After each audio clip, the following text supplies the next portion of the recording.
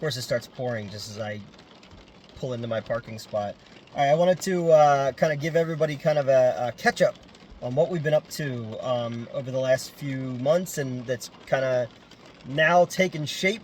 I'm sure some of you saw the Bloody Disgusting article last week about Amityville Pool Toy Massacre, the poster release by Mark Schoenbach. Mark did a bang-up fucking job, man. I kind of said to him, I need something that's a little bit like the Dunwich Horror poster, featuring Darcy, and she really liked it, and then she retweeted it, and they retweeted it, and they got 80,000 looks on the thing, and I got a whole bunch of new people asking me, like, hey, where can we find your stuff, and what are you working on next? So thank you, Bloody Disgusting, thank you, Mark Schoenbach, thank you everybody who read the article and shared it and retweeted it and all that kind of stuff. Pretty cool to see people are digging it.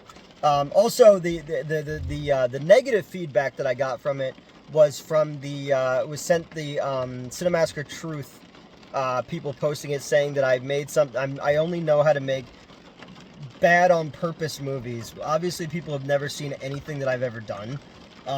We didn't make this to be Sharknado. You know, if anything, we go closer to Astron 6 kind of thing. I genuinely love this content, and I never want to talk down to this kind of content. Like, even the trashiest movies, I find something I love in, and something that keeps me going, so I never want to write something or make something that's ironic for the sake of being ironic. We set out to make a movie with a clickbait title so that we would get looks on it, but it's really telling a fucking story, you know? And that was the whole idea, was, you know, the story itself is a satire about the Amityville Horror franchise as a whole and what it's turned into from what it started as, and that's kind of what ours is. So no, we didn't set out to make anything intentionally bad. I might not be a very good filmmaker, you know. We had a limited budget, but you know, I think that we built some cool monster suits and props and puppets, and we did some awesome lighting, and the lighting all means something, and the blocking means something, you know. You know, I tried to make, like, I'm not looking to win a fucking award or get invited to sit at the cool kid table for filmmakers and shit. I just wanted to make something that would make people smile, that if you click on something, go, oh, it's gonna be so fucking stupid. And maybe it is stupid, but maybe you'll also think, like, oh, well, thought was put into that, you know? So no, it wasn't made for that, and its failings from a technical standpoint or a storytelling standpoint or an acting standpoint are totally on me, but I never set out to make a bad movie. You know, and so yeah, that's not true. And then Will, who is the producer for Amityville Pool Toy Massacre, built me a website. So now we have a website. I'll link that below, where you can find out, you know, other projects we have coming up, cons we're going to be at, merch that's going to be on there, about us, about the people who are involved with the movies and stuff. It's really cool. And then we'll have a Schlock and Awe website coming as well, which will be the comic and buying, you know, some of the other stuff, and then we'll just link everything together and marry them. So this one's my website now, and then we'll marry it together with the Schlock and Awe one, and we'll have, you know, you'll be able to buy the movies and all that kind of stuff. So thank you, Will, for putting that together for me, and I'm very excited about the merch stuff. There's some really cool shit on there. What else we got? We got, with the movie, we're going to have the second poster and the trailer out either by Christmas or New Year's. That's going to be based on how the reshoots go. We do have to do some reshoots over the winter to kind of tighten up some elements, and also because some actors are not going to be able to come back to reshoot scenes. I have to reshoot them from the jump. Unfortunately, one woman passed away and the other one moved out of state, so you know, we have to worry. We're going to do that. And then the movie will be out by either May or June. We'll figure that out. Will and I and the other producer, we're coming up with cool plans to do a really kind of huge thing. But you know, it got some buzz, and people now know it exists. And that's really what I was more concerned about, is because we took a year where I was kind of stuck, couldn't really do anything. But in that year, it really allowed other things to take shape and get us to a place now where we can make something that is a real movie, you know? And then we'll be announcing in the spring what the summer movie is going to be, because we already have that one set up. And then Will and I are working on the winter movie as well, because aside from reshoots, we're going to be doing something for the Japanese market. We were asked to have a shark movie together by the spring for Japan, so we're working on that right now. And I got a couple shark scripts. We're just figuring out what we can do for the budget that we're going to have and all that kind of stuff. So that's Amityville Pool Toy Massacre over here. That's, the next movie, the spring movie and the winter movie we got going. What do I got? I did give me some more movie reviews. Alex and some of the people from Astro Paranormal and Trimungus got together, and they're doing a movie review show, and they were talking about doing female revenge movies. And I was like, oh, wow, you could do this and this and this. And I made them a whole list of movies. So Alex and tracked down all those movies, and they've been watching them.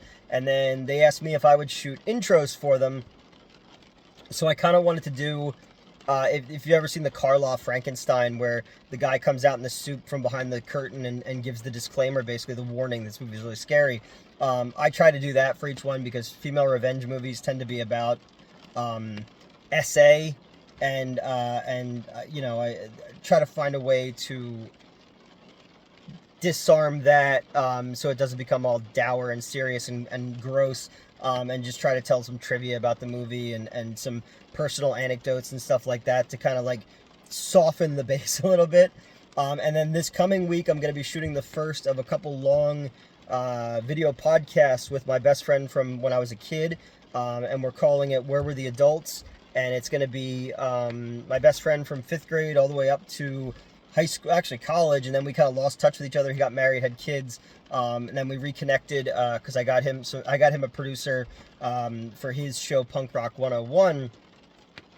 And we always sit down and talk about the same shit about when we were kids and the wild stories that happened. So we're going to sit down and we're going to tell our stories. And I don't know how much overarching appeal South Jersey 1990s suburban brat kid stories are going to be to a wider audience, but I know that I'm going to have a good time, and that's all I care about.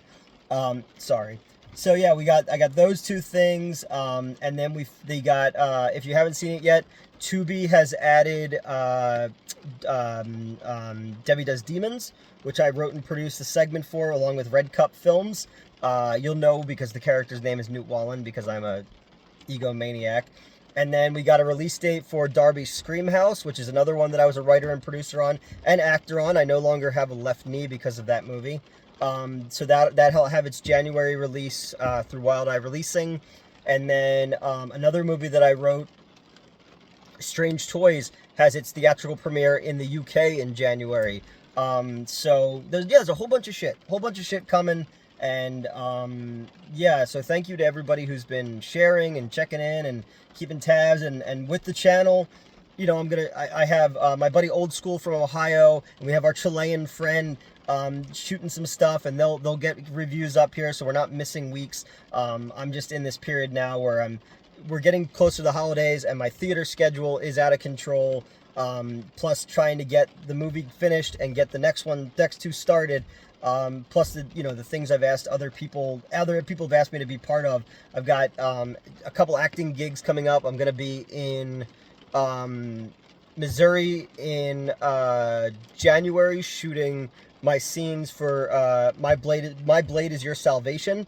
I'll be at the Share My Scenes with Lynn Lowry, which is amazing. She's one of my all-time favorite B-movie actresses. And that's a Giallo film. And then in April, I'll be going to Buffalo to film my scenes for Big Boobenstein. And then what else is there? Oh, we're doing Acronomicon in February in Akron, Ohio. So you'll be able to come hang out with us there if you're in the Akron area. And then with the website, if you know of cons that are looking for people, feel free to reach out. I want to we have guns, we'll travel. We'll take this stuff on the road. But yeah, that's it. I just wanted to kind of give everybody a little tying things up. I know that's a lot of stuff to throw at you at once, but for the last 4 years especially, I've been working on a ton of random crap, and it's now all starting to come out. And there's 2 more movies with Crude Cinema that I wrote, and there's 4 more movies coming out that I wrote or directed stuff for Donald Farmer, plus other acting gigs and stuff. So you're gonna. It's cool to see more stuff out there, you know, and hopefully that'll start to buy a little bit more respect for what, you know, what Metz and Mel and Fallon and everybody has been working with us, you know, since I rebooted this channel. And it's cool to also see that we're gonna get Pool Toy done, because Pool Toy started as a script called Floaters. When I worked, actually when I worked at the Wayne, the guy who I wrote Satan Slumber, or Ouija Slumber Party, I guess, for originally, asked me to write like another low budget movie, and I wrote that. He never read it. We shot the opening scene at Screenwave with Crystal and my friend Amanda Arms, and the whole opening was all shot and done.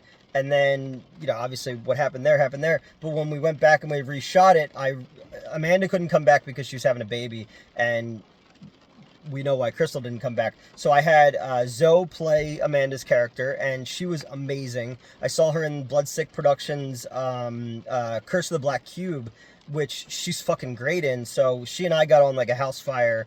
And then Darcy played the part that Crystal was in originally, and I think did an incredible job as well. And it was so cool to have, you know, Diana Prince, Darcy the Mail Girl, on set, and to know that she's going to come back and do some more stuff with us too. So I guess I'm not that bad of a director, but it's cool to see it all come into be, and as more and more chunks of the movie come together, and as things I wrote or shot in the past are coming out, and more people are asking me to be involved in their stuff. It's cool. It's really exciting. And I'm just hoping that we can keep that momentum going. And the Bloody Disgusting article was the first time I was like, oh shit, yeah, like we have been putting stuff together. Like we're like legitimately making movies now, you know? So yeah, that's exciting. That's where I want to be. I want by spring and summer to Schlock and Awe to be the full-time job, you know, and that's what we've been building towards. And then I have another YouTube show that I've been building with my other producer for about 4 years now, that, like, if it comes to pass, will be controversial and definitely get some looks and some likes and some chatter. It was an idea that we had while driving back from Pittsburgh, and we both lit up like, holy shit, that is it. That's the idea. So we'll see. And then, yeah, well, I'll get you the info in the comics soon. The first 6 issues are completely done, and yeah, it's just a matter of, you know, other people getting projects done, and me just being able to afford to move money around here and there so we can keep things moving. But please go check out the website, check out the Bloody Disgusting article, and that's my update for you for this week. Now I'm gonna carry my stuff inside and make it all wet. Why do I end a video that way?